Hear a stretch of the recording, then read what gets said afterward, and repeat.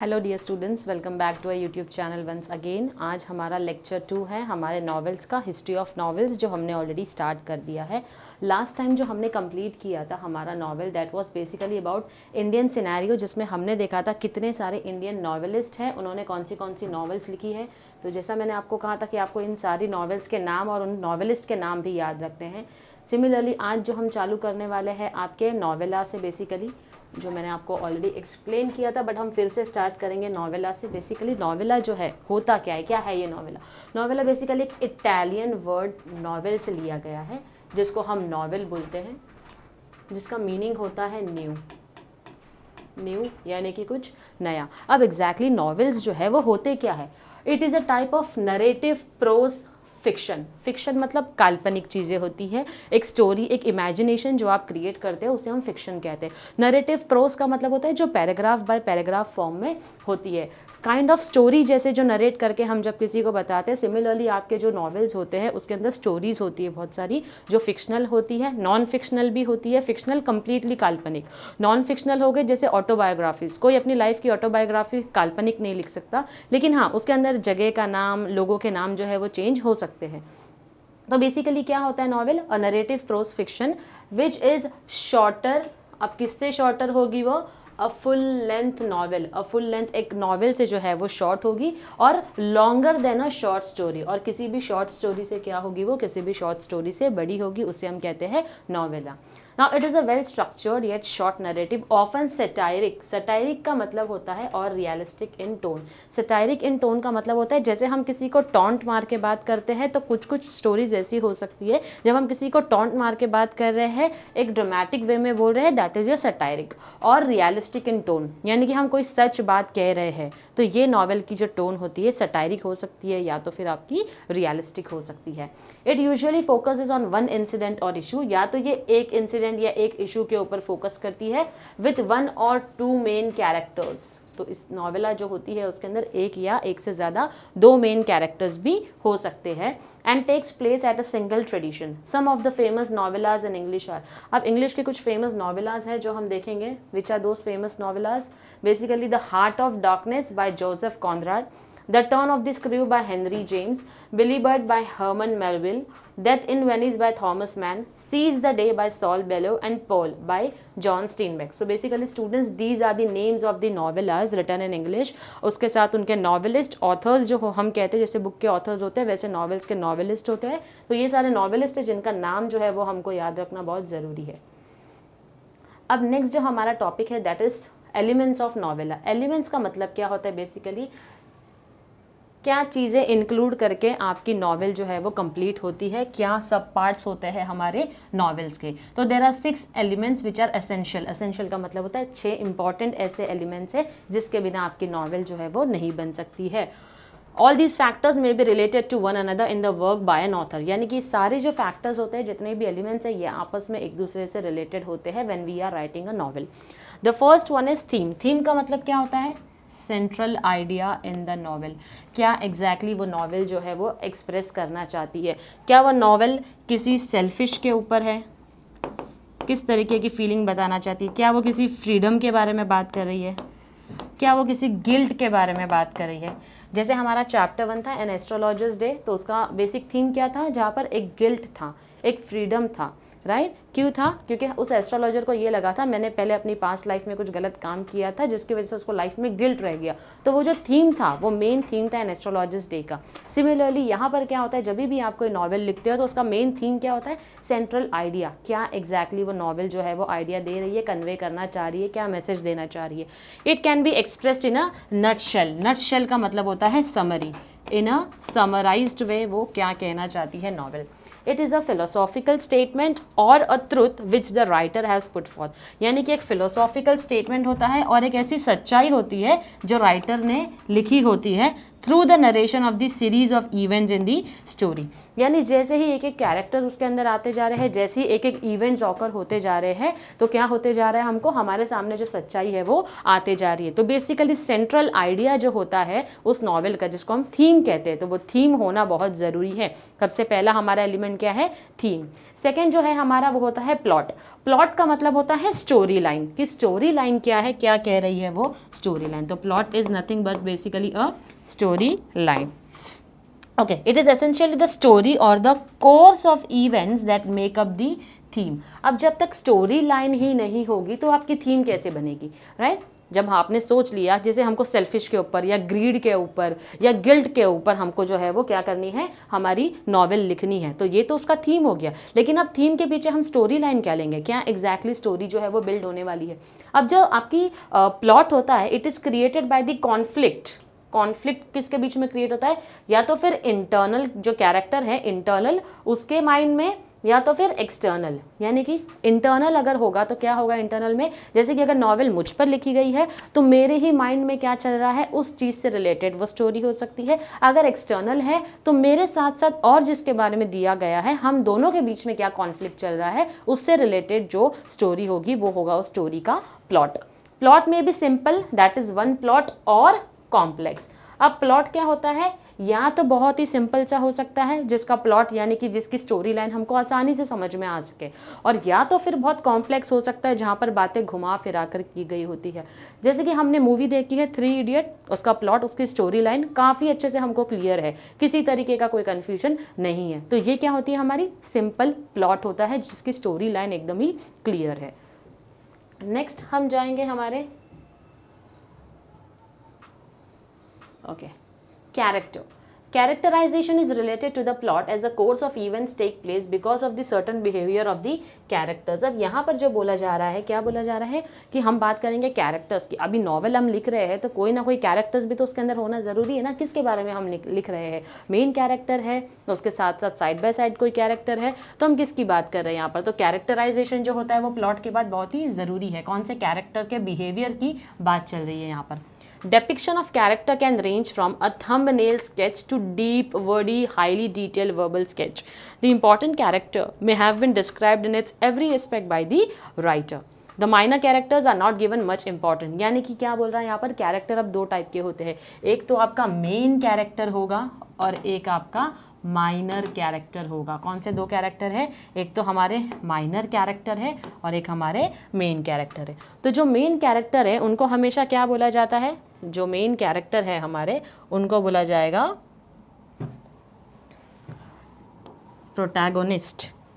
Protagonist का मतलब होता है, समझ लीजिए हम बोल सकते हैं किसी हीरो की बात चल रही है तो वो हो गया प्रोटैगोनिस्ट, जो कि हमारा मेन कैरेक्टर है। अब इसी के साथ साथ अगर वो किसी तरीके के कॉन्फ्लिक्ट में है, अगर वो किसी कॉन्फ्लिक्ट में है दूसरे कैरेक्टर के साथ में, जो कि हमारा माइनर कैरेक्टर है, 2 मेन कैरेक्टर है, एक मेन कैरेक्टर और एक माइनर कैरेक्टर, तो बेसिकली 2 कैरेक्टर्स होते हैं हमारे नॉवेल में। तो जो मेन कैरेक्टर है उसको हम बोलते हैं प्रोटैगोनिस्ट, जो दूसरा कैरेक्टर है जो माइनर कैरेक्टर होता है जिसको हम बोलते हैं एंटागोनिस्ट। अब मूवी क्या बिना विलन के कभी मूवी चल सकती है, नहीं। उसी तरीके से अगर एक नॉवेल में हीरो है तो उसी के साथ साथ एक विलन का भी होना ज़रूरी है। तो ये जो एंटेगोनिस्ट होते हैं ये कौन होते हैं, ये विलन के बारे में होते हैं। तो इस तरीके से हमको कैरेक्टर्स भी नॉवेल के क्या करने होते हैं, डिसाइड करने होते हैं whenever we are planning to write a novel. Okay, next is setting. Setting का मतलब होता है बैकग्राउंड ऑफ द स्टोरी, कि कब उस स्टोरी ने जन्म लिया। हम अगर कोई स्टोरी लिखते हैं तो हम कभी की बात कर रहे हैं, कौन से ईयर की बात कर रहे हैं, मंथ की बात कर रहे हैं, डे की बात कर रहे हैं, डेट की बात कर रहे हैं, ये सारी चीज़ें हमको पता होनी चाहिए। Setting is the background in which the story takes place. There are several aspects of the setting. It includes place, period, time, climate और weather and lifestyle. Plot and character are the two major elements that are affected due to setting. अब plot और character यानी आपकी जो story line होती है और आपके जो कैरेक्टर्स आप इंक्लूड करते हो ये दोनों के दोनों अफेक्ट होते हैं. क्यों? क्योंकि हम बैकग्राउंड ऑफ द स्टोरी के बारे में सोचेंगे कि कब का बैकग्राउंड रखना है. से फॉर एग्जांपल हमने एक मूवी देखी थी कुछ टाइम पहले जिसका नाम था once upon a time in Mumbai. तो ये जो बात चल रही थी वो आपके 70s 80s 90s के बारे में बात चल रही थी. तो हम तभी का बैकग्राउंड ही बताएंगे ना. Old cars, old buildings, old roads, कपड़े का पहनावा भी उस तरीके का ही होगा, स्टेशन का पूरा लुक भी उसी टाइम का होगा, राइट. यही सारी चीज़ें पूरे ओल्ड मुंबई के बारे में बताया गया था. तो ये होती है हमारी सेटिंग. यानी कि हम बैकग्राउंड में जिस टाइम ड्यूरेशन की हम बात कर रहे होते हैं, चाहे वो प्लेस हो, टाइम हो, डेट हो, डे हो, हर एक चीज़ जो आपको लिखनी होती है वो किस हिसाब से लिखनी होती है जब वो स्टोरी के बारे में आप लिख रहे हो. बेसिकली यहाँ हम पास्ट में हिस्ट्री के बारे में बात करेंगे. ओके. तो प्लॉट और कैरेक्टर ये दो चीज़ भी ऐसी, यानी स्टोरी लाइन अगर आपको सोचना होगा तो आपको पुराना टाइम पर जाकर सोचना होगा अगर आपकी स्टोरी वैसी है। कैरेक्टर्स भी आपको उसी हिसाब से ढूंढने पड़ेंगे, राइट। और उनको जो कपड़े देने होगा, उनकी जो स्टाइलिंग होगी वो पूरी की पूरी किस तरीके से होगी, जिस तरीके से आप जिस बैकग्राउंड में जाकर उस स्टोरी के बारे में इंफॉर्मेशन दे रहे हो। So that is setting. Let us move ahead with the next element, that is your conflict. Conflict in the story provides interest and curiosity about the topic. तो क्या होता है conflict? Opposite forces in the story. Opposite forces in the story कौन होगा? अब बिना conflict के movie कैसे होगी? जहाँ हीरो है वहाँ विलन का भी होना ज़रूरी है। जैसे कि हमने अगर एग्जांपल देख लिया, बाहुबली हमने मूवी देखी है, बेसिकली आपने कोई नॉवेल्स नहीं पढ़ा, इसलिए मैं आपको पिक्चर के ज़रिए बता रही हूँ कि किस तरीके से हम एक थीम सोचकर अपने दिमाग में रख सकते हैं कि हमको कैसे इस टाइटल को उसके साथ में एडजस्ट करना है। हमने एक मूवी देखी थी बाहुबली, जिसका पार्ट 2 पहले आया था, पार्ट 1 बाद में आया था। तो सब जगह एक रूमर फैल गया था, ये क्वेश्चन आ गया था कि कटप्पा ने बाहुबली को क्यों मारा था। तो ये जो चीज़ थी ये क्या थी हमारी? ये क्यूरियोसिटी थी और इसी के साथ में हमारा इंटरेस्ट भी था। तो ये दो फैक्टर के ऊपर बेस्ड क्या हो गया था, पार्ट 1 भी बनाना पड़ा हमको, एग्जैक्टली बैकग्राउंड में जाकर उस चीज़ को बनाना पड़ा कि क्यों उसको मारा गया था। तो एक क्यूरियोसिटी हमारे अंदर क्रिएट हो गई, हमको ये क्वेश्चन का आंसर जानना था, उसी के साथ साथ एक इंटरेस्ट भी आ गया था, इसलिए पार्ट 2 और पार्ट 1। तो दो लोगों के बीच में कॉन्फ्लिक्ट हुआ करता था ना वहाँ पर, तो उसी कॉन्फ्लिक्ट ने क्यूरियोसिटी भी इंटरेस्ट क्रिएट की थी हमारे अंदर और इंटरेस्ट भी जो है वो क्रिएट किया था। तो आई होप आपको कॉन्फ्लिक्ट का मतलब समझ में आ गया होगा। नेक्स्ट हम मूव करते हैं हमारे लास्ट एलिमेंट पे, जिसका नाम है लैंग्वेज और स्टाइल। तो जब हम लैंग्वेज और स्टाइल की बात करते हैं तो यहाँ पर जब एक ऑथर, जब एक नॉवेलिस्ट नॉवेल लिख रहे होते हैं तो लैंग्वेज में कुछ टेक्निक्स होती है जो कि वो यूज़ कर सकते हैं for the narration of the courses of events is known as style. अब जैसे जैसे एक एक इवेंट ऑकर होते जाता है, जैसे जैसे चैप्टर बाय चैप्टर चीज़ें बदलती जाती है, तो क्या होता है उसके अंदर लैंग्वेज का भी यूज़ उस तरीके से किया जाता है। अब आप एक ऑथर, एक नॉवेलिस्ट क्या कर सकते हैं, या तो एक्सटेंसिव वोकैबुलरी यूज़ कर सकते हैं जहाँ पर वो बिग वर्ड्स यूज़ कर सकते हैं, थोड़े हैवी वर्ड्स यूज़ कर सकते हैं, राइट। या तो फिर वो ही में भी लैकॉनिक। लैकॉनिक का मतलब होता है ऑन पॉइंट, सीधा सीधा बिना घुमाए फिराए क्या करना, बातें करना। तो ये जो दो चीज़ है इसके ऊपर ये लैंग्वेज और स्टाइल जो होता है, जो आप लैंग्वेज सेलेक्ट करते हैं उसके साथ साथ जिस स्टाइल में आप उस स्टोरी को कन्वे कर रहे हो, उस फिक्शनल कैरेक्टर्स को बिठा रहे हो, प्लॉट, थीम, सेटिंग सब कुछ आपने कर लिया, और जिस वे में आप उसको प्रेजेंट कर रहे हो, वो सारी चीज़ें मिलकर क्या डिसाइड करता है, वो सारी चीज़ें मिलकर डिसाइड करता है आपका texture of the narration and create an impact on the readers. हमको ऐसी बुक्स पढ़ना कई बार बहुत पसंद आता है जो सीधे सीधे जो बात है वो साफ साफ बातें कर रही हो, या वहाँ की बातें घुमा फिरा नहीं रही हो। जैसे कि फर्स्ट पेज पे अगर क्वेश्चन पूछा गया तो लास्ट पेज पे उसका आंसर होगा, तो ऐसी बुक्स हम लोग नहीं पढ़ना प्रेफर करते हैं। वो आपकी काइंड ऑफ एक्सटेंसिव वोकैबुलरी हो सकती है जहाँ बातों को बहुत ज़्यादा घुमाया जा रहा है, थोड़े से हैवी वर्ड्स जो है वो यूज़ किए जा रहे हैं जहाँ पर आपको उसका मीनिंग नहीं समझेगा। या तो फिर दूसरा लिखने का तरीका क्या हो सकता है, लैकॉनिक। लैकॉनिक का मतलब होता है ऑन पॉइंट, एग्जैक्टली जो आप कन्वे करना चाहते हो मैसेज, उसको सीधे सीधे आपने क्या कर दिया, कन्वे कर दिया। So that is basically your language of style which decides the texture of the entire narration. ये दोनों चीज़ें मिलकर क्या डिसाइड करती है, नरेशन का टेक्सचर जो है वो डिसाइड करती है। Okay, I hope we are clear with the elements of novella और नॉवेल। क्या क्या पढ़ा हमने, एक तो हमने पढ़ा है थीम, उसके बाद हमने पढ़ा है प्लॉट, उसके बाद हमने क्या पढ़ा है, कैरेक्टर्स, फिर हमने पढ़ी है सेटिंग, फिर हमने पढ़ा था कॉन्फ्लिक्ट, और लास्ट में हमने क्या पढ़ा, लैंग्वेज या स्टाइल। अब हम बात करेंगे टाइप्स ऑफ नॉवेल्स की, किस तरीके के नॉवेल्स जो है वो होते हैं, कैसे कैसे नॉवेल्स लिखे जा सकते हैं। Okay, let us start. The very first one that we have is your realistic novel. अब ये जो रियलिस्टिक नॉवल है ये होती क्या है, realistic novel is a piece of fiction that gives the effect of a realism. It is called as a novel of manner. अब यहाँ पर क्या होता है, हमने एक और मूवी देखी थी ट्रैफिक सिग्नल, जो कि डे टू डे लाइफ में जिनके ऊपर वो पिक्चर बनाई गई है एग्जैक्टली उनके लाइफ में क्या होता है, ये डे टू डे बेसिस पर हमने उस मूवी में देखा था। तो कहीं ना कहीं हमको वो मूवी बहुत ज़्यादा रियलिस्टिक लगी, किसी तरीके का फेक अप्रोच नहीं था, बढ़ा चढ़ाकर चीज़ों को नहीं बताया गया। कुछ नॉवेल जैसी होती है जिसको रियलिस्टिक नॉवेल या नॉवेल ऑफ मैनर्स बोला जाता है। क्यों बोला जाता है, क्योंकि उसमें काफ़ी रियलिस्टिक इन्फॉर्मेशन ऐसी दी होती है जो हर एक मिडिल क्लास के लोग जो है वो अपनी डे टू डे लाइफ के साथ क्या कर सकते हैं, उसको कनेक्ट कर सकते हैं। इसीलिए उनको क्या बोला जाता है, रियलिस्टिक नॉवेल बोला जाता है। क्या बोला जाता है, रियलिस्टिक नॉवेल, जिसको हम नॉवेल ऑफ मैनर्स भी बुलाते हैं। It can be characterized by its complex characters with mixed motives that are rooted in the social class. अब यहाँ जो social class की बात कर रही है, ये social class कौन है? ये हम middle class की बात हो रही है यहाँ पर, कि middle class की life से related जो day to day चीज़ें होती है, अगर उसी के ऊपर आपने कोई स्टोरी बना दी, लिख दी, जो कि ऑफकोर्स फिक्शन होगा, काल्पनिक होगा, लेकिन हम अपनी लाइफ से उन चीज़ों को रिलेट कर सकते हैं, राइट? तो वो क्या होती है? आपकी रियलिस्टिक नॉवल होती है. The characters in the realistic novel interact with other characters and undergo plausible and everyday experiences. तो यहाँ पर क्या होता है? Everyday जो हमारे लाइफ के experiences हम देखते हैं, उसी से related क्या होती है? कोई नॉवल होती है, that is your realistic novel, और it is also called as a novel of manners. Please make sure आप ये नाम जो है वो लिख कर रखो, कहीं पर नोट डाउन करके रखो, क्योंकि ये सारी चीज़ें आपके ऑब्जेक्टिव्स में आने के चांसेस है. Next we have as picaresque novel. The word picaresque is originated from the Spanish word picaro, which means a roach. अब यहाँ पर जो ये वर्ड दिया हुआ है रॉच, उसका मतलब क्या होता है? इसका मतलब होता है या तो it is talking about an evil or it is talking about a villain. A picaresque novel narrates the adventures of the protagonist. Protagonist हमने पढ़ा था, protagonist कौन होते हैं? It is talking about the main character who is an eccentric or a disreputable person in an episodic form. अब यहाँ पर किसी एविल, किसी विलन के बारे में बात हो सकती है जो कि मेन कैरेक्टर होगा, भले वो विलन होगा लेकिन वो मेन कैरेक्टर भी हो सकता है एक नॉवल को लिखने का. तो उस टाइप की जो नॉवल होती है उसको हम बोलते हैं picaresque novel. Adventures of the protagonist who is eccentric or a डिसरेप्यूटेबल person, जिसकी सोसाइटी में ज़्यादा इज्जत नहीं है, नाम उसका इतना अच्छा खासा नहीं है, लेकिन एपिसोडिक फॉर्म में उसको बताया गया है, इसलिए उसको बोलते हैं picaresque novel.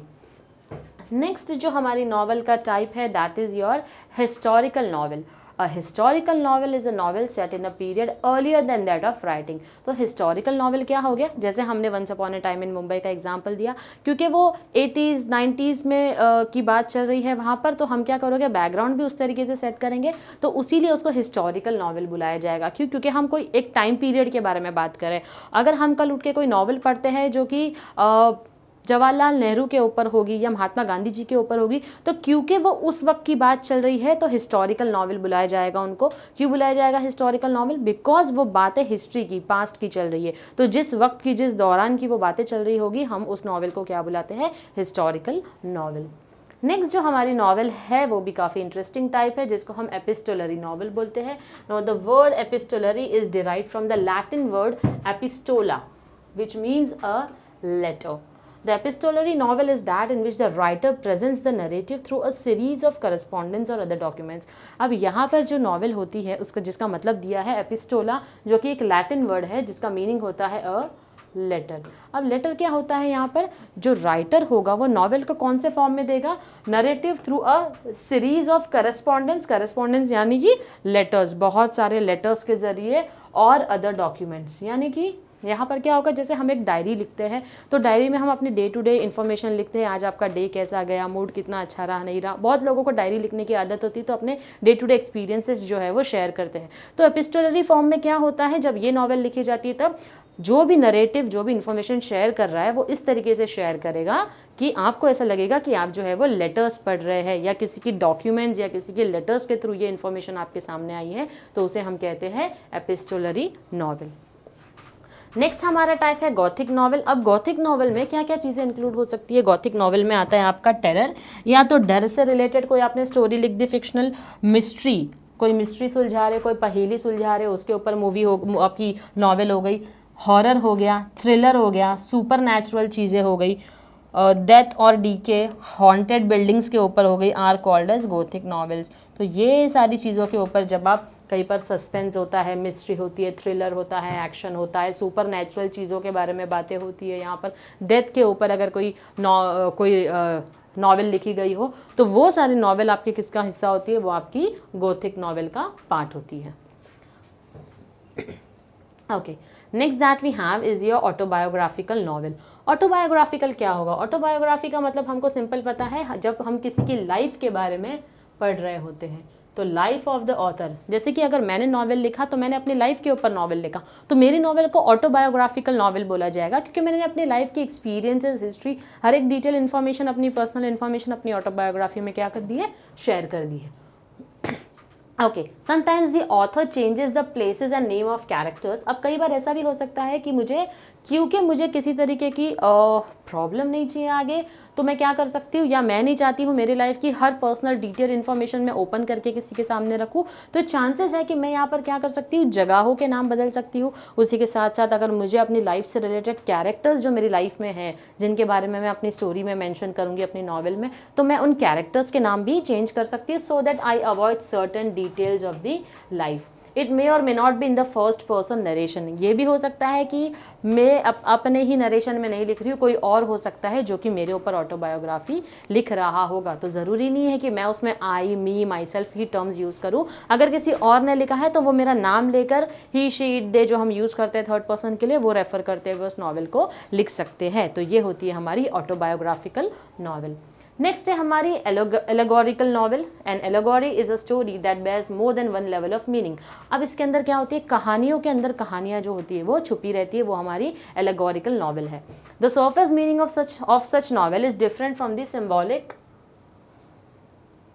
meaning of it. The symbolic meaning of an allegory may be political, religious, historical और philosophical. अब ये जो नॉवल होती है जहाँ पर कहानियों के अंदर कहानियाँ छुपी रहती है, तो उसके अंदर क्या होता है, कौन से टॉपिक से रिलेटेड। सिम्बॉलिक मीनिंग उनके कुछ और हो सकते हैं, क्या हो सकते हैं, या तो पॉलिटिकल इशू पे होगा, या तो रिलीजियस होगा, या तो हिस्टोरिकल होगा, या फिलोसॉफिकल हो सकता है। तो इससे रिलेटेड जो नॉवेल्स लिखी जाती है आपकी, that is your allegorical novels, that is our allegorical novel, जो कि स्टोरी के अंदर एक स्टोरी छुपी होती है। Next that we have is utopian और डाइटोपियन नॉवल। इसका प्रोनाउंसिएशन सुन लीजिए, उटोपियन और dystopian. Okay, utopia is an imaginary community or society possessing the ideal qualities. It is a common literary theme, especially in science fiction और speculative fiction. तो उटोपियन और डाइटोपियन में क्या होता है, ज़्यादा से ज़्यादा जो स्टोरी लिखी जाएगी वो साइंस की फिक्शन पे होगी, यानी साइंस से रिलेटेड कुछ काल्पनिक फिक्शन आपने बना लिया, अपने माइंड में इमेजिनेटिव क्रिएट कर दिया, या तो फिर उसके साथ साथ कुछ स्पेक्यूलेटिव हो सकता है, यानी कि कुछ प्रेडिक्ट किया हो आपने फ्यूचर से रिलेटेड, और फिर उसके ऊपर आप क्या कर रहे हो, नॉवल लिख रहे हो, तो वो होती है आपकी उटोपियन या डाइटोपियन नॉवल। तो बेसिकली एक इमेजिनरी कम्युनिटी या सोसाइटी के ऊपर लिखी जाती है, इमेजिनरी कम्युनिटी, या कि जो कि काल्पनिक होती है हमारे सोच के हिसाब से। सोच के लिए तो हम कुछ भी सोच सकते हैं। तो हम सोच सकते हैं कि हम यहाँ से ट्रैवल करके हवाओं में उड़कर बिना एरोप्लेन के कहीं और जा रहे हैं, तो वो भी एक हमारा इमेजिनेशन होता है, राइट। तो इस चीज़ से रिलेटेड अगर आप कोई स्टोरी बनाकर लिखते हो, दैट कैन बी योर उटोपियन और डाइटोपियन नॉवल। नेक्स्ट है हमारा साइकोलॉजिकल नॉवल। साइकोलॉजिकल नॉवल में क्या होता है, it is a work of fiction that treats the internal life of the protagonist और even the other characters as much as the external factors. यानी कि psychological, it is based on the psychology of the protagonist, यानी कि internal life of the protagonist, जो main character है उसकी internal life से related यहाँ पर क्या हो रही है, बात हो रही है। और उसी के साथ साथ जितने एक्सटर्नल फैक्टर्स है जो अदर कैरेक्टर्स के बारे में वहाँ पर मेंशन किया गया है, that could be your psychological novel. Next आता है हमारा नॉवल जो है कि आपका stream of consciousness. Stream of consciousness novel का मतलब होता है यहाँ पर जो कैरेक्टर है उसके माइंड में, उसके थॉट प्रोसेस में जितने भी थॉट्स आते हैं, फ्लो ऑफ थॉट्स जो होते हैं उससे रिलेटेड होता है, that is a stream of consciousness. तो basically it was written in the principles of psychology in 1890 by William James in his treatise. Okay, it is a phrase coined by William James. तो William James जो है उन्होंने ये जो term है consciousness उसको लाया है अपनी बुक में principles of psychology in the year 1890। It means the flow of thoughts, यानी कि फ्लो ऑफ थॉट्स, सोच के बारे में यहाँ पर बोला गया है। किसकी सोच के बारे में बोला गया है यहाँ पर, जो आपका कैरेक्टर होगा नॉवेल का उसकी सोच के ऊपर। हमारा एक चैप्टर है इंग्लिश का जिसे हम कहते हैं द न्यू ड्रेस। अब ये जो इसके अंदर कैरेक्टर है, मेन कैरेक्टर जिसके ऊपर ये स्टोरी बेस्ड है, उस कैरेक्टर का एक अलग ही सोचना होता है। पहले तो वो खुद ही अपने एक बहुत ही हाई फाई पार्टी में चले जाती है अपने हिसाब से कपड़ों को सिलेक्ट करके, लेकिन जब वो वहाँ जाती है तो वो क्या सोचती है, लोग मेरे बारे में बातें बना रहे हैं क्योंकि मैं इतने बड़े लोगों के बीच में आ गई हूँ। हो सकता है वो लोग सब मुझे चीप नज़रों से देख रहे हैं, उनको लग रहा होगा मेरी ड्रेस जो है वो बहुत ज़्यादा सस्ती है, राइट। तो ये सारे थॉट्स उसके माइंड प्रोसेस में आ जाते हैं। क्योंकि ये थॉट उसके माइंड प्रोसेस में चल रहा है, कोई उसके बारे में इतना सोच नहीं रहा है, तो वो हमारा क्या होता है, that is your stream of consciousness. तो ये जो the new dress है, that is a perfect example for your stream of consciousness. Next that we have is your Bildungsroman novel. The German word Bildungsroman का मतलब होता है यहाँ पर growth. The fictional biography or autobiography is concerned with the growth of the protagonist mind, spirit and characters from their childhood to adulthood. अब ये जो protagonist यानी कि जो मेन कैरेक्टर की बात हो रही है, जिसके ऊपर ये नॉवल लिखी जा रही है, तो वो जो इंसान जहाँ से उसका चाइल्डहुड रहा है वहाँ से लेके उसका एडल्टहुड तक जो भी उसके माइंड में थॉट प्रोसेस आए हैं, जिस तरीके से चेंजेस आए हैं, that could be a part of your building romance novel. So basically in the first half of 20th century a cult of pulp magazines became popular in which fantastic fiction. Okay basically यहाँ पर क्या बोला जा रहा है, 20th century का जो first half था वहाँ पर क्या हो गया, एक मैगजीन्स जो है वो इंट्रोड्यूस हो गई, पल्प मैगजीन्स. अब इनको पल्प मैगजीन्स क्यों बोला जाता था, क्योंकि वो एक चीप पल्प पेपर के ऊपर क्या हुई थी, प्रिंट हुई थी, इसीलिए उसको पल्प मैगजीन्स जो है वो बुलाया जाता था. जैसे हमने कॉमिक्स देखा होगा तो जिस तरीके के पेपर पे होता था वो काफ़ी अट्रैक्टिव होती थी बच्चों के लिए, इसीलिए क्या हो गया था, वो जो पल्प चीप पल्प पेपर पे यूज़ करते थे, इसलिए उसको पल्प मैगजीन्स बुलाया जाता था. The pulp fiction era provided a building ground for the detective novels and science fiction. अब ये जो पल्प पेपर पर प्रिंट होकर आता था नॉवेल, तो उसकी वजह से क्या हो गया, किसको सबसे ज़्यादा ग्रोथ मिली, एक तो डिटेक्टिव नॉवेल्स को, और उसी के साथ साथ साइंस की फिक्शन जो है वो उसको क्या मिली, ग्रोथ मिली. Science fiction is a genre of speculative fiction. Speculative का मतलब होता है जिसके बेसिस पर हम अपना प्रेडिक्शन करते हैं, अनुमान लगा सकते हैं.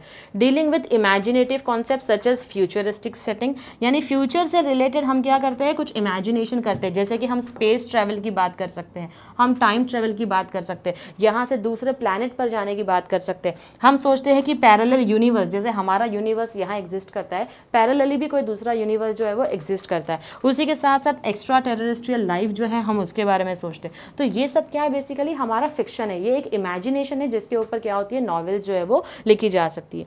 Science fiction often explores the potential consequences of scientific and other innovation. तो बेसिकली साइंस फिक्शन जो होती है वो सबसे ज़्यादा किसके ऊपर फोकस करेगी, उसका फोकस होगा आपके साइंटिफिक और इनोवेशंस के ऊपर. Frankenstein by Mary Shelley 1823 is considered the first novel based on science. तो ये जो नॉवल के बारे में यहाँ पर दिया गया है, Frankenstein given by Mary Shelley in 1823 is considered the first novel based on science and technology. तो अगर आपको ऑब्जेक्टिव क्वेश्चन में आया साइंस एंड टेक्नोलॉजी के ऊपर फर्स्ट नॉवल कौन सी लिखी गई है, तो that was Frankenstein. The genre flourished in the second half of the 19th century. अब इसका जो सब ग्रुप है वो कभी आया, 19th century जो है उसके सेकेंड हाफ में आना शुरू हुआ. अब इसी के साथ साथ और किसको ग्रोथ मिलने लग गई, डिटेक्टिव फिक्शन इज अ सब genre of crime fiction and mystery fiction. यानी कि डिटेक्टिव फिक्शन जो है किसके ऊपर स्टोरीज लिखने लग गए, क्राइम फिक्शन के ऊपर और आपकी मिस्ट्री यानी कि पहेलियों के ऊपर. इन विच एन इन्वेस्टिगेटर और अ डिटेक्टिव ईदर प्रोफेशनल और amateur investigates a crime of an a murder. यानी कि एक पहेली, एक गुत्थी को सुलझाते थे. इस नॉवेल्स में क्या किया करते थे, डिटेक्टिव बेस ज़्यादा होती थी. एक मर्डर हुआ, एक क्राइम हुआ है, तो धीरे धीरे क्या करते थे, सारे सबूतों को जोड़कर लास्ट में जाकर आपको पता चलता था कि ये मर्डर कैसे कमिट हुआ है. तो basically this was our end of chapter, which is nothing but your history of novels. In our next chapter, in our next lecture, definitely we are going to continue with the brainstorming session. Till then, do like, share and comment and stay tuned to our lectures. Thank you very much.